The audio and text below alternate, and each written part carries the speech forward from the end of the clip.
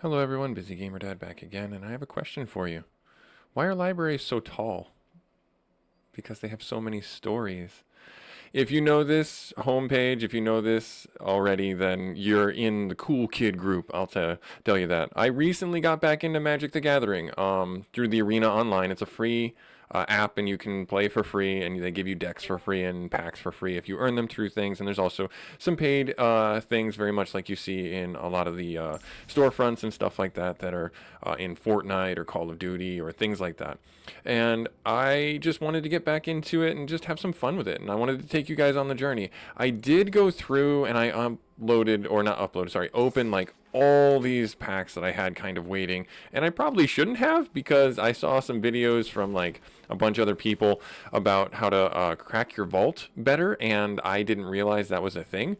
But oh well. Lesson learned. That's all I'm going to say. I encourage you, if you are coming back to this game after a long time, to look at videos on like how to play the game, because there are those meta things. And I'm not going to talk to them because I don't know them ins and outs wise, and I would much rather you guys do the due diligence and the research on your own to find out what you want to do and how you want to start this. For me, it's a very nice, easy game to play. Sit down as a busy gamer, or on your phone. Take 20 minutes to a half hour as a busy gamer to just load into a game and see what happens, and then put it on a shelf. Come back to it after lunch. Come back to it after a busy day of working or homework or things like that. I will have a link for it should you want to pick up the game for yourself. And like I said, it is free. There is just in-game transactions that you have to be worried about to really flesh out your deck. And I think they do an okay job. Honestly, I really do. I have not made a deck yet, and there are reasons for that, because I want to kind of play this game with the decks that they give you till I get my feet wet. And I've done that. I've done about, I would say, about 20 games or so, and I like the games decks that they give you right here. For the newest set, these are a lot of fun, actually. These are quite enjoyable, and they're free, again, for you to play and enjoy and learn the mechanics of the latest set and to understand what's going on. So without any further intro, we're going to jump into a bunch of games, and hopefully we'll get through at least 2 or 3, and will depend on how well we do, how fast we win, how fast we lose.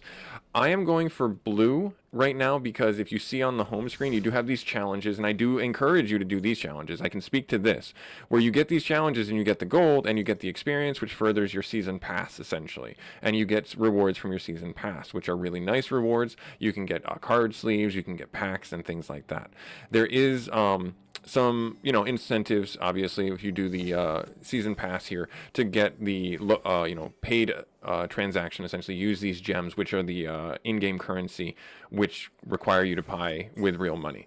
But there's a lot of incentives here, getting more packs, getting card sleeves, etc. Totally up to you and how you want to play and what your wallet can withstand. Now, again, without more banter, let's play a game with this aerial domination deck. I can't think that we can change this. I tried looking at this a little bit and like trying to figure out if I could change this. It doesn't seem to want to let me change this. It just lets me, play the game with the current configuration right here. And it's not a bad configuration. Again, really good for us to play and learn. So we'll jump back over here. We're going to go into play. We're going to drop into a game. We're going to go into color challenge. We're going to go right here and then just click play. And it's going to find us somebody to play. Usually this is pretty quick because there's a lot of people playing. Despite what you might think about Magic the Gathering being like a dead game or something that was like in the early 90s, 80s or something like that, there's actually a lot of people still playing this, and the online mode allows you, or online game here, allows you to freely access this and a lot of different locations with a stable Wi-Fi connection. So we are actually going up against real people in this color challenge. You can, if you want to, play bots and learn the game that way. Highly encourage that if you're uncomfortable with how the game plays and how the game flows, and if you're relearning the game or learning the new mechanics on things, especially the Ether Drift, which is the current set. I played a midweek challenge with that one, and let's just say I sucked. Let's just say it was terrible. Our hand is a little slow, unfortunately. I don't think that we'll be able to do too much early on. We can drop this guy. Yeah, whenever we drop a creature with flying, we get +1/+1 till end of turn. So that's not a bad thing. And we do have this guy that's later. Unsummoned to slow down their hand. So yeah, we'll drop this guy down. Our Waterkin Shaman. Hopefully we get some flying cards. So aerial domination in this deck, the theme is basically building up an aerial army, or unblockable army in a sense. Like we have our Frilled Sea Serpent, which is just a monster, and you can pay the mana cost to have it become unblockable and do some damage. Against, he's got creatures with reach. He's playing green with reach. Got it. And then he's also got red in the mix, so that's going to make some things really interesting. Let's see here. This spell costs 1 less if you cast a control. No. Well, we could chain a lot of things right now, and I think what I'm going to do is I'm going to hold off on unsummoning. I'm going to play this guy. I'm going to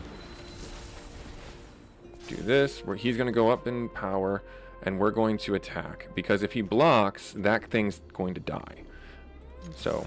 and then he'll reprisal, he'll attack with his guy, and we'll take 4 damage. Unfortunately, that's just the way it's going to go. But we'll probably block with this guy. We'll chump block is the term. Just so we don't take the damage from this, the 4 damage. And this has kind of already spent its usefulness, because this thing having reach, we can't get past it. Reach means it can, even though it's a ground-looking creature, it can still block... or still block flyers. Okay, so there's that guy right there. So we're going to drop this down. We can unsummon. I could throw this guy out there. Could do unsummon. Yeah, let's throw this out. And we'll scry 1. We have a land. Do we need another one? So that puts us at 1, 2, 3, 4... 5, 6. We could cast Frilled Serpent in that amount of time. And I'm going to do that because I'm going to put that on the top of my deck. And then I'm actually going to cast this, even though it's still at full cost. Alright, and then I could choose to attack with this guy, but I'm not going to, just in case I need to chump block again. Hold this guy off. Let's see, whenever another creature you control... enters. Okay, so this is now 4-1 or 4-3, and this guy has reach as well. So he's going to attack. I could choose to block. He chooses how the damage goes. So we won't be able to take this guy out even if I block. So what I'm going to do, just to save myself the pain, it has trample, so no matter what happens, we're still going to end up getting hurt. So I'm going to block this guy right here. Yep. Alright, so we'll drop this guy down. So we're up to 5 mana. We can drop the Jhin. Whenever we cast another creature spell, this guy gets another +1/+1, which is great. This one, we have flying, so I could stave off. So I have, what do I have? I have 5 down. I can do both of these. I could do unsummon on this guy. Yeah, so what I'll do is I'll drop this guy down. And then I'm actually going to drop this guy down. I probably should have dropped this guy first. Let me think here. Oh wait, no, I don't have enough. I don't have enough for that guy. I'm sorry. So what I'm actually going to do then is I will pass turn. I will not attack. When he attacks, I will spend the mana for unsummon, just so this doesn't get beefed up. Oh, there's another one. And then when it deals damage, so that's probably going to get unsummoned, but maybe not, because he'll get another food token, which gives him no, when it deals damage, combat player to damage, whenever this creature deals combat damage. Alright, so he's attacking with 3, swinging in. Unfortunately, I don't think I can do much. I'll just take this guy out right there. He can't do anything about it. He doesn't really, I think, have a counter spell or anything. So we'll unsummon that guy, and that's gone away, and then we will... both of those have reached. We're gonna block and block there. Double block, and then that thing's gonna die, unfortunately, and then we're gonna take 4 damage. That's just how it's gonna go, unless he beefs it up. Unless he has the ability to beef it up, give it more HP. But we are gonna take 4, unfortunately. 1, 2, yep, there, and that one's gone. So we got rid of 1 of his reach. Yep, there it is. Mild-mannered librarian is actually a werewolf. Oh no. Alright, so we got that down. We can do this. We can do this. Let's do... That's a 4-3. That's a 4-6. We'll do the 4-6 because that'll give us a thicker blocker for that. For this guy right here. So unless he beefs it up, this thing is going to die. That's what I have to block. I have to block this one. Otherwise, he's going to get food tokens. Or he will get food tokens regardless. He doesn't have mana to activate this guy. Right, okay, so then he's going to probably attack with this one and this one, unless he's trying to save this one. But that's entirely up to him.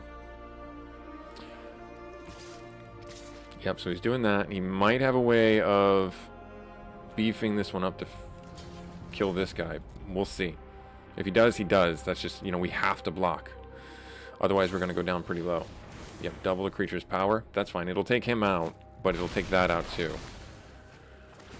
Unfortunately, and then he'll create a food token. Yep, right there. So that gives him life. We're kind of flooding out. Unfortunately, I don't think we're going to be able to win this one. So I have not enough. I have a 3-3 or a 4-3. Let's drop this guy down. Let's scry. Let's try and see what we can get, if anything. Those two are going to be huge, but I don't think it's too little too late, unfortunately. Yeah, it's too little too late because he's got 4, 9, 1. He's going to activate this and probably attack. Yeah, so he's activating that. So yeah, we're at a loss. That's what happens. That's how it goes. That's how it goes. You can emote in the game. You can do that, and it's just, we're done. I don't see a way of winning, unfortunately. We'll let him finish off, do the Alpha Strike. Let us block that one. Right there, -1. He wins. And that's how it goes. Not a big deal. We get defeated. It's okay. But that, again, is learning. Lessons learned. And that's one of the things I love about Magic, is that you can see other people's decks and understand how they work and what's going on with them, etc. And so now it looks like we got our first orb. We got some reward for that because we were able to cast 20 blue spells. So we got some coins. The coins you can actually use to buy things inside the game if you want to. Entirely up to you. We were one spell away from completing this guy as well. So let me see here. I don't think I have the ability to buy anything with one orb. I know the orbs are going to be turning...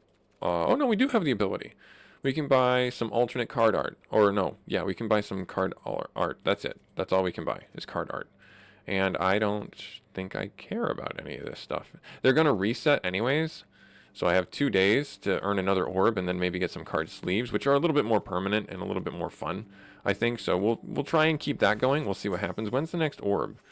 When is the next orb in the top tier? Level 15. Yeah, that's gonna be. We'll cross the bridge when we come to it. We'll cross the bridge when we come to it. All right, so let's go back in, and we are here to play another game. So let's play another game. I got a little bit of time to kill, so let's do another blue. Actually, for argument's sake, let's see here. Was it blue-black? Blue-white. Oh, okay. I did like the blue-white, or the white combo. I think that was a lot of fun. So let's try the white deck out. Let's see what happens. We'll go up against some people. This deck, the theme for the white deck, so the blue deck was scrying, draw cards, build up a character, unblockable, things like that. And, you know, lock out the enemy. It's a control style deck, and that's native to the blue color. White is actually more into the ideas that you are gaining life, you are sustaining yourself, and working through building up a bigger army. Now, that's the inherent, quote unquote, and I say in air quotes, inherent playstyle as I understand it. There are white damage cards. There are white cards out there that are control cards, take control of other enemies, creatures, and things like that. There's zone denial cards or things like that. Like all the circle of protection cards are from white, essentially. So I'm actually going to hold off on dropping this guy because if I drop him, he's just going to be a target, and I don't have anything that really benefits from his gain life. So whenever another creature, this deck right now, currently the one they gave you is, like I said, a white level up deck essentially. And what you're doing, he has only one land. Really? Really? All right, so we're gonna end our turn. He's starved for, well, he's maybe needs one more land to do things, but we'll see. Dirty Sneaker. He's not doing anything. I don't know. It was very interesting. I do love his portrait though. That's a very fun portrait. I don't know why he wouldn't. Maybe he didn't have the ability to mulligan. I thought he would. So he had to discard. All right, fair enough. All right, so we're gonna drop this guy down, and now we're gonna do this. We're gonna drop this down. We'll see what he does, if anything. Okay, so he let me go with that, and he could pop this with shock. Yep, see, that's why I said it makes it a target. So I'm glad I did that. So I drew out one of his shocks, knowing that he's probably got a deck that, being a red style deck, it's a aggro deck is the term, where you where it is a play style that is very aggressive, and red inherently has a lot of single target damage spells, or synergies where they just do crazy damage physically to cards. See, like right there. So I'm glad I didn't, because he had 2 shocks in his hand, or maybe he picked up another one. No, there's 3 of his shocks gone, which is great, because that just means that I don't have to worry about him coming at me with anything else. Well, he also could have thunderbolts and things like that, lightning bolts and things like that to kill off these things. And that's the style of deck that a red deck is, can be, I should say. And that's, again, in its inherent nature. So you have to be very cautious and very understanding of the inherent nature of each style. So black also, to talk about the other colors, black, to my understanding, is the style of deck that if you are, your life total and your graveyard and your exile are inherently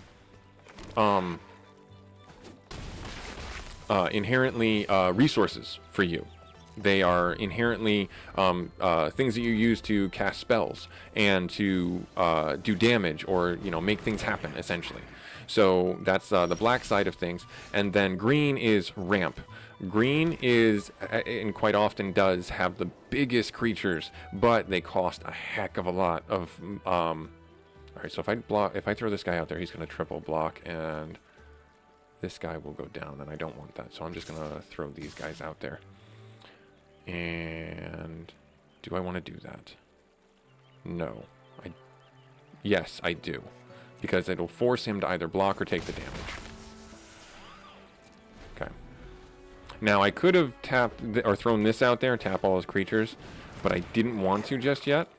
So yeah, he's got a goblin deck. He's got a little plinky army deck, and that's understandable. Goblins are inherently a problem, is what I'll simply say, and that's just how they are. So we're going to drop this guy down. He could have a board wipe ability that does like 1 damage to everything, which is very possible.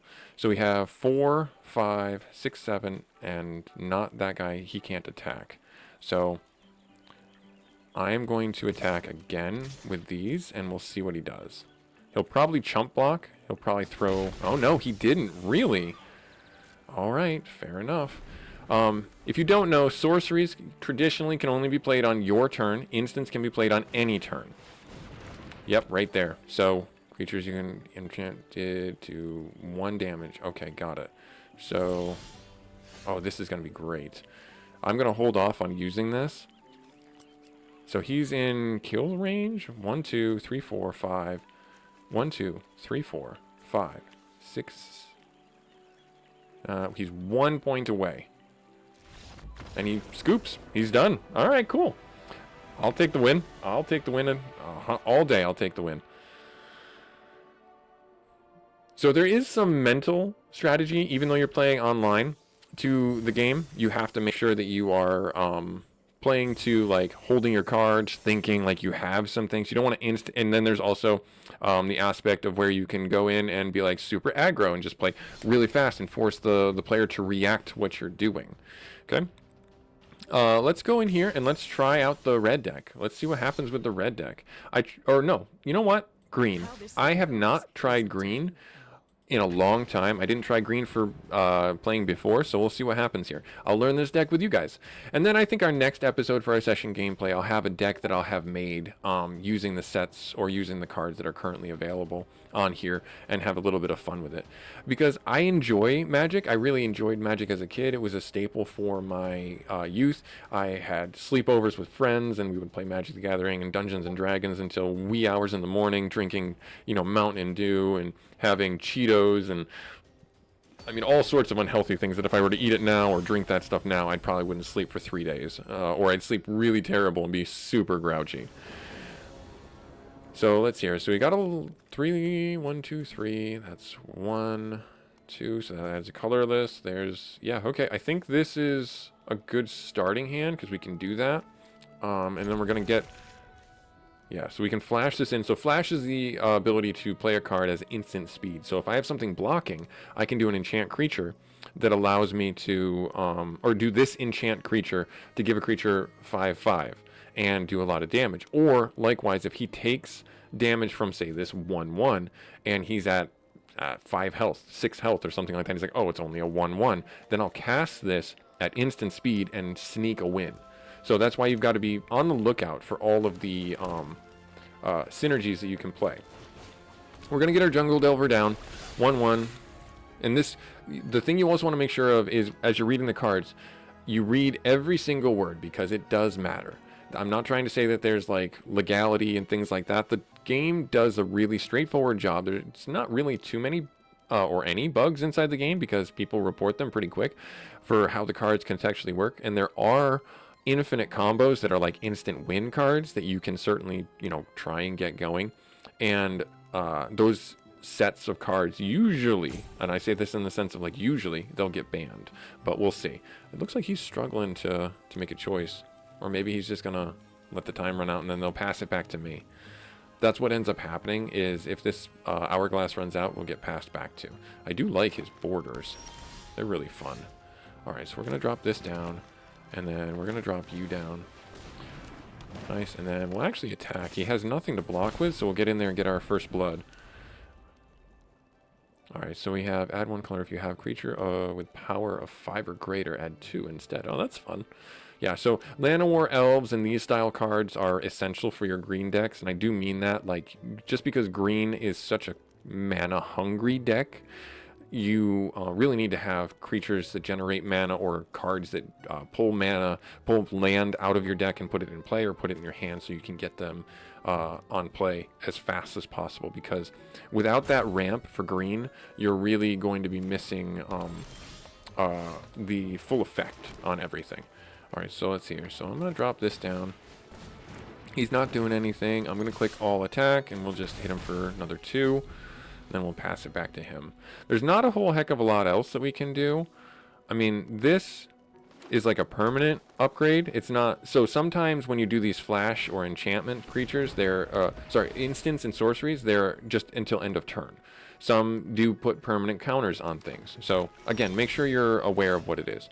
Let's see here. So this vehicle has... So this is from the new set, the Ether Draft. This vehicle power is equal to the number of land you control. When this vehicle enters combat, you may search your library for a basic land. See, that's why... That's one of the main things for green, right there.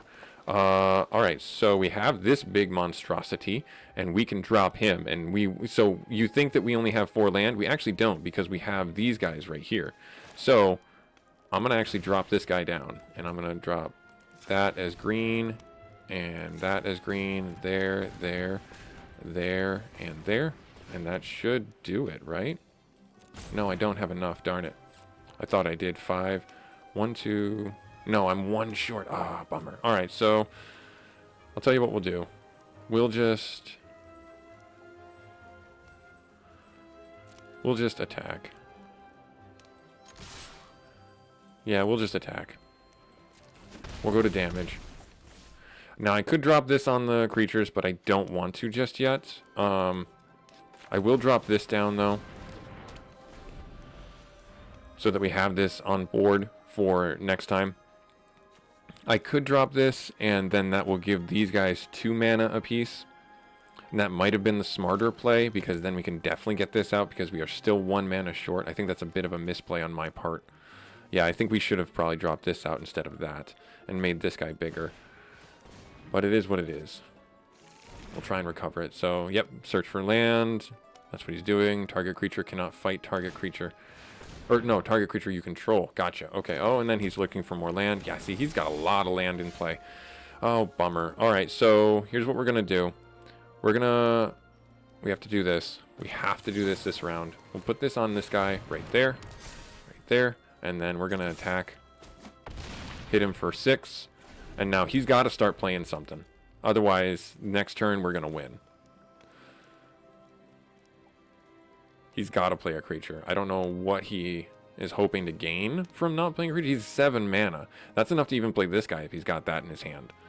Which I would assume he doesn't because he's made his own deck. This is not in this deck. This is in the set. So we'll see. He might have nothing to draw. He might be having really bad mana problems. Oh, come on, buddy. Make it interesting. Make me work for it. No, he's passing. Second main phase. Oh, there he goes. 6/6 landfall. Nice. There you go. And then landfall, whenever he plays a land, he's going to get... So, wow, that's kind of really late to be playing that. You had that in your hand this whole time? I feel like that's a bit of a waste. It's all good. All good. Now he's going to crew that, and he's going to make that... So when you crew something, tap any target, any number of creatures to get their power to equal that. And then you can use that as an attacking vehicle, essentially. All right, so let's see here. So why did I draw 2? I don't know why I drew 2. I'm very confused as to why I drew 2. All right. Let's see here. Affectionate. When this creature enters, you may have it fight target creature you don't control. So this 4/4 would track with that one. This one, whenever this creature enters, put 2+1/+1 counters on a creature you name. Oh, okay, so those are pack hunters. Got it. Okay, so I think what I'm going to do is I will drop this guy down. He can't stop it. I'm going to put the tokens on this thing.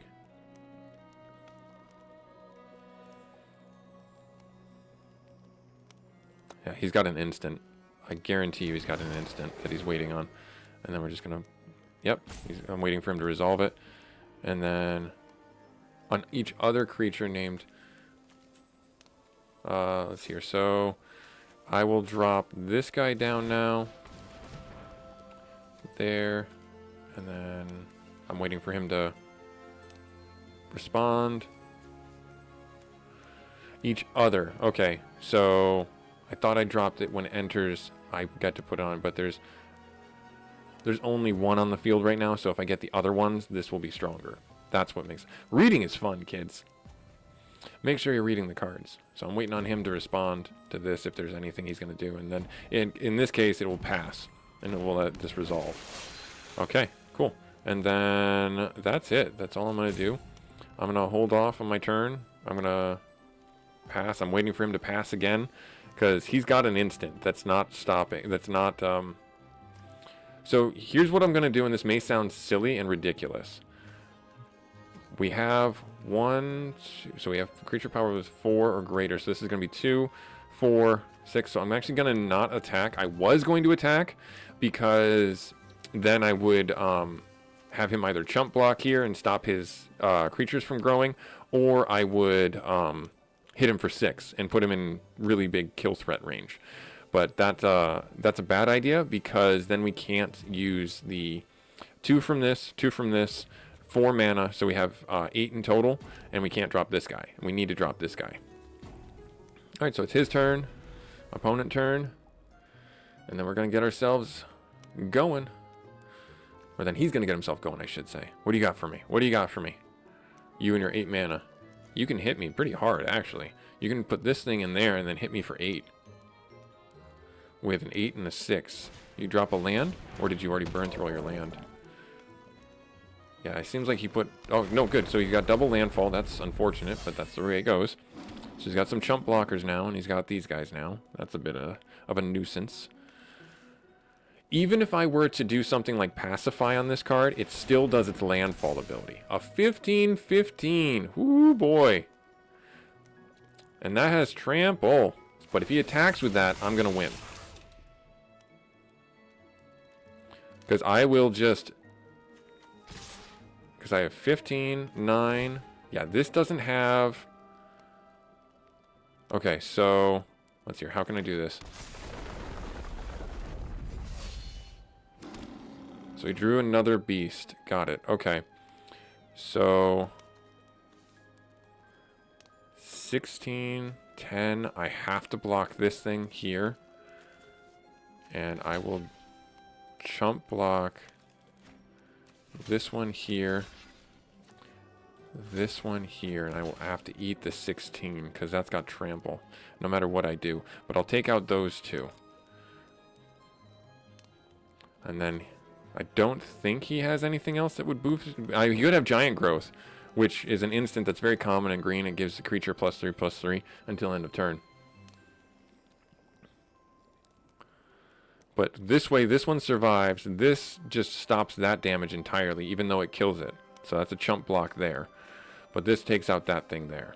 And then this is still alive for us. So yeah, it took a little while for his deck to come online, but you can see that it was very one-sided, and now all of a sudden, it's just, nope, can't do a darn thing about it.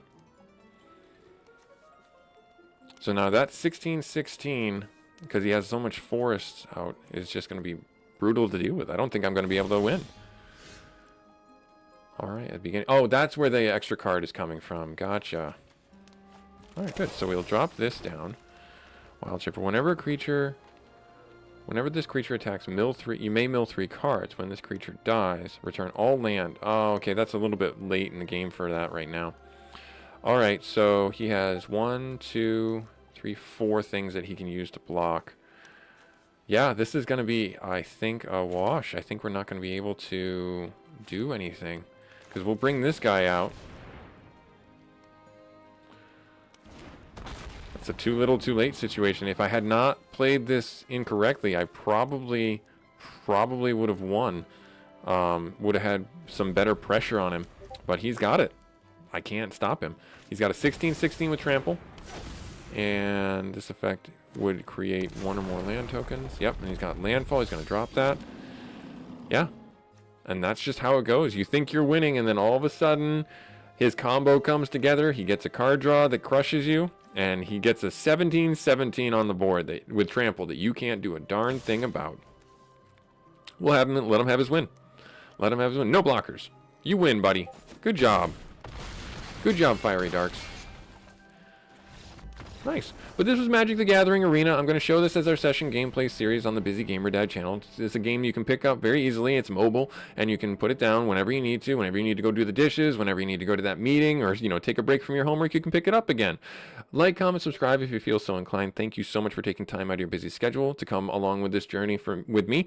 Next episode, I'm going to try and make a new deck that we'll play together and see how well it works, and maybe make some tweaks with it and things like that. So that episode might be a little bit heavily edited. We'll catch you in that episode, though. Later.